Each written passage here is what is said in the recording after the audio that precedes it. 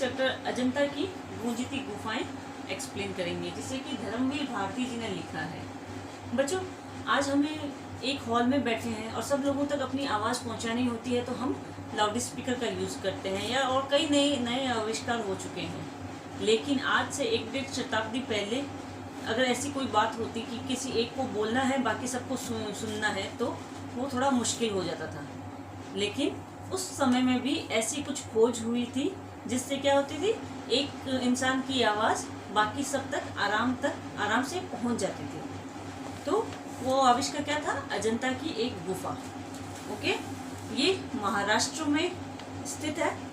आज से 1-1.5 शताब्दी पहले ही ऐसे ध्वनि विस्तारक यंत्रों का आविष्कार हुआ है। ध्वनि विस्तारक यानी ध्वनि का विस्तार करने वाले, यानी कि ध्वनि को फैलाने वाले यंत्रों का आविष्कार हुआ है, जिनके माध्यम से अपनी आवाज़ दूर बैठे व्यक्ति तक भी पहुंचाई जा सकती थी। इससे पहले ऐसे साधन नहीं हुआ करते थे। तब ऐसे गुंबद और सभा भवन बनाए जाते थे जिनमें सबको आवाज़ की गूंज सुनाई दे, यानी कि उस समय ऐसे निर्माण करते थे कि जिससे एक जने की आवाज़ सब तक पहुंच सके। ओके बच्चों, तो इस चैप्टर में बताया गया है उस गुफा के बारे में कि उसको कैसे बनाया गया है और किस तरह उसमें एक नया आविष्कार हो गया। कोई ऊंचे स्वर में बोलता है, कोई धीमे स्वर में। ऊंचे स्वर में बोलने वाले की आवाज़ अधिक दूर तक सुनाई देती है और धीमे स्वर में बोलने वाले की आवाज़ कम स्वर में सुनाई देती है। ऊंचे स्वर में बोली गई बात या धीमे स्वर में वे बहुत दूर तक के लोगों को नहीं पहुंच सकती थी। इसके लिए ध्वनि विस्तारक उपकरण का उपयोग किया जाता है। जब इस तरह के यंत्रों का आविष्कार नहीं हुआ था, तब कौन सा उपाय काम में लिया जाता था? इसका नमूना है अजंता की एक गुफा। आरंभिक गुफाओं में तीसरी ये गुफा शेष सभी गुफाओं से अलग तरह की है। यहाँ की वहाँ पर जितनी भी गुफाएं हैं उसमें से ये गुफा अलग तरह की है। ये बाहर से काफ़ी चौड़ी है और अंदर से बहुत बड़ी है। इसे देखकर ऐसा लगता है जैसे यहाँ कुछ काम अधूरा रह गया है। जैसे नीचे फर्श पर समतल तो किया गया है, लेकिन उसमें चिकना नहीं किया गया, यानी उसमें पॉलिश नहीं की गई। खंबे लंबे हैं, सुडौल है और चौकोर है। इन खंभों पर वैसा कोई चित्र नहीं उकेरा गया है जो अन्य गुफाओं के खंभों पर उकेरा गया है। इन खंभों पर कोई सजावट भी नहीं की गई है। इस गुफा की छत भी उबड़ खाबड़ है, यानी कि जैसे और गुफाओं में सजावट की गई है, लेकिन इस गुफा में कोई सजावट नहीं की गई और इसकी छत भी उबड़ खाबड़ है। हजारों वर्ष पहले जिन शिल्पियों ने ये गुफा बनाई थी, ये उनकी बेध्यानी का प्रमाण नहीं है, यानी कि ये पूरी तरह से तराशी हुई गुफा नहीं है। इसका मतलब ये नहीं है कि शिल्पकारों ने अच्छी कला नहीं की है। इस गुफा की विशेषता बताती है कि शिल्पियों ने जानते बूझते इसे ऐसे रहने दिया गया है। उन्होंने इस गुफा को एक विशेष प्रयोजन से तैयार किया गया। वह प्रयोजन था प्रवचन। इस गुफा के किसी भी हिस्से में बोला गया कोई भी स्वर पूरी गुफा में सुनाई देता है। शब्द कितने भी धीमे स्वर में क्यों न बोले गए हो, लेकिन वह गुफा में कहीं भी खड़ा व्यक्ति उसे सुन सकता है। तो इस गुफा की खासियत क्या थी कि आप इस गुफा के एक कोने में खड़े हो और कोई इंसान दूसरे कोने में खड़ा है, आप कुछ भी बोलोगे तो सबको वो आवाज़ सुनाई देगी, चाहे वो कोई उस गुफा के दूसरे किसी कोने में कहीं पे भी खड़े हो। ये इस गुफा की खासियत है। इसीलिए शिल्पकारों ने इसे इस तरह बनाया है, अलग तरह से इसे बनाया गया है, जो कि अजंता की और गुफाओं से अलग है। और क्यों बनाया है? प्रवचन के लिए। प्रवचन क्या बच्चों? जब हम देखते हैं कोई साधु संत कोई ज्ञान की बातें एक जगह खड़े होकर करते हैं और बाकी सब लोग सुनते हैं, तो इसीलिए ये गुफा बनाई गई है। अजंता की गुफाएं लंबे अरसे तक बौद्ध भिक्षुओं के अस्थायी आवास के रूप में काम रहती है। तो यहाँ कौन रहते थे? बौद्ध भिक्षु रहते थे। जैसे हमारे पुजारी पंडित होते हैं, वहाँ बौद्ध धर्म में भिक्षु होते हैं। आज भी यहाँ सैकड़ों की संख्या में बौद्ध भिक्षु बने ही रहते हैं। जहाँ भिक्षु प्रवास करेंगे वहाँ प्रमुख भिक्षु का प्रवचन प्रतिदिन होना अनिवार्य सा है। इन लोगों बौद्ध धर्म में क्या है कि जब भिक्षु एक जगह एकत्रित होकर रहते हैं, तो उनमें जो प्रमुख भिक्षु होता है, जो सबसे बड़ा भिक्षु होता है, वह प्रवचन देते हैं। वो डेली का इनका नियम होता है। तो इनके इसी नियम की वजह से इस गुफा को इस तरह बनाया गया है कि ताकि वो प्रवचन दे तो बाकी भिक्षुओं को वो आवाज़ आराम से सुनाई दे। यही सोचकर इसके निर्माण के दौरान ये ध्यान रखा गया कि जब प्रमुख भिक्षु यहाँ बैठकर उपदेश दे तो उनकी आवाज़ हजारों की संख्या में दूर तक बैठे भिक्षुओं को आसानी से सुनाई दे, और चाहे कितने भी इस गुफा में बैठे हुए लोग हो, सबको उनकी आवाज़ एक सी सुनाई दे। वृद्ध कंठों की धीमी से धीमी फुसफुसाहट भी गुफा के हर कोने में पहुंच सके। तो वो प्रमुख भिक्षु चाहे कितने भी बूढ़े क्यों ना, वृद्ध मतलब बूढ़े, तो कितने भी बूढ़े क्यों ना हो, कितने भी धीमे क्यों ना बोलते हो, लेकिन गुफा में एक तरफ बोली गई आवाज़ पूरी गुफा में एक समान रूप से गूंजती है। कालांतर में यह गुफा संगीत समारोह आयोजित करने के काम में भी लाई जाने लगी। इस विशाल गुफा के किसी भी हिस्से में बोला गया कोई भी शब्द पूरी गुफा में सुनाई देता है। बहुत हल्के स्वर में गुनगुनाने पर भी वह ध्वनि विशाल गुफा के किसी भी हिस्से में खड़े रहकर सुनी जा सकती है। यानी आप एकदम धीरे से भी बोलोगे ना तो भी वो आवाज़ गूंजती है, जोर से सुनाई देती है। सुनने वाले को लगता है जैसे कि वह आवाज़ एकदम उसके पास से आ रही हो, चाहे आप कितना दूर खड़े होकर भी क्यों ना बोल रहे हो।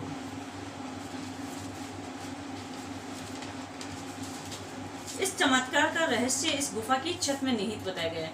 तो ये चमत्कार कैसे होता है, इसकी वजह इस गुफा की छत है।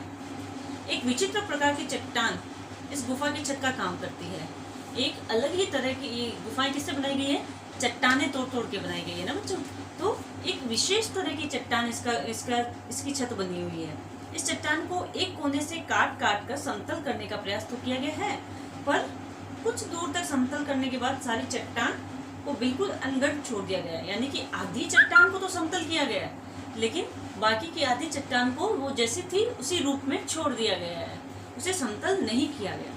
उसके बड़े बड़े बेडोल यानी कुरूप, यानी कि एकदम डोल डील डोल बिगड़े हो जिसके, हाँ, बल्कि डर पैदा करने वाले कुबड़ हजारों सालों के से नीचे लटके हुए हैं। यानी कि वो बिल्कुल आधा हिस्सा तो समतल करके अच्छा सा बनाया गया है, लेकिन आधे हिस्से को एकदम बुरी तरह से गंदा सा ही छोड़ दिया गया है। दर्शक इन्हें देखकर भयभीत भी होते हैं, यानी कि उसे जैसा था वैसा ही छोड़ दिया गया है। इतना डरावना लगता है वो, जिससे दर्शक क्या जो देखने लोग आते हैं वो डर जाते हैं।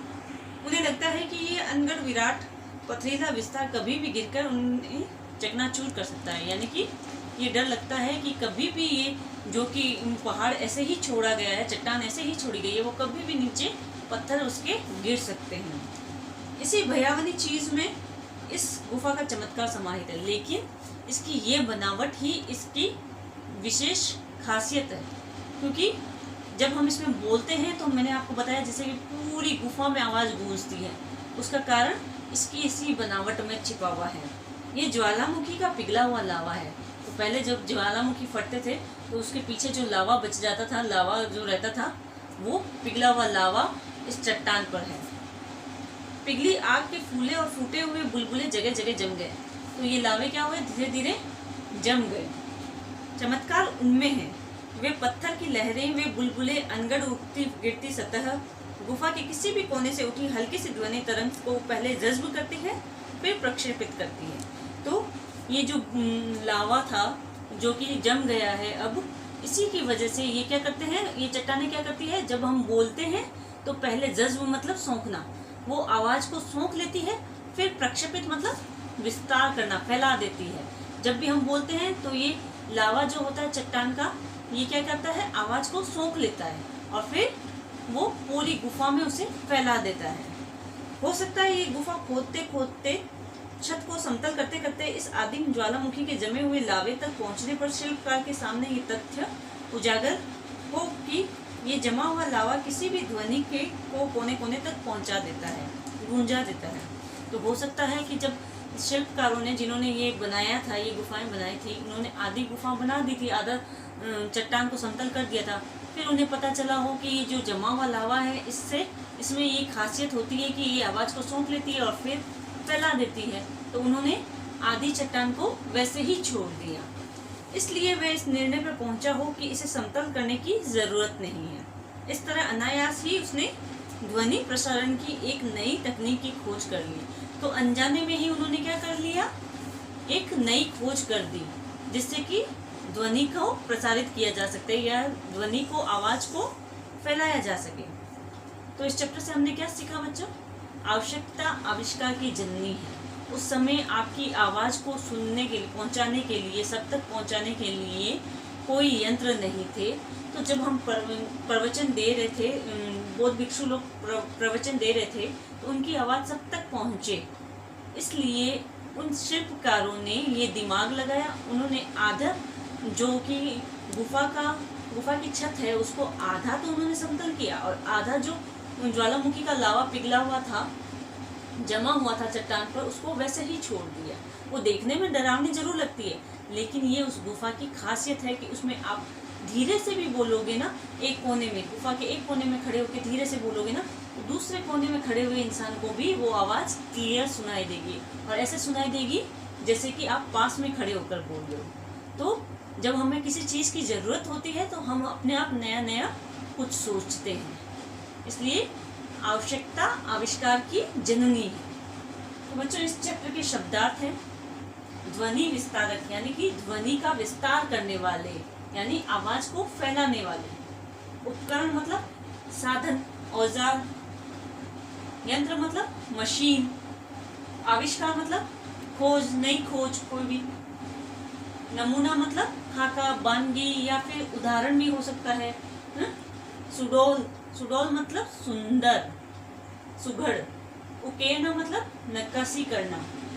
प्रयोजन मतलब उद्देश्य या कोई चीज का मकसद। बेडोल मतलब बद्दा, कुरूप। विराट मतलब बहुत बड़ा। समाहित मतलब समाना, समाया हुआ या अंदर लिया हुआ। जज्ब मतलब सोखना। और प्रक्षेपित मतलब फैलाना, विस्तार करना। आदिम मतलब बहुत पहले या सर्वप्रथम। अनायास मतलब अचानक। तो बच्चों, ये इस चैप्टर के शब्दार्थ हैं। आई होप आपको समझ आए होंगे। Thank you.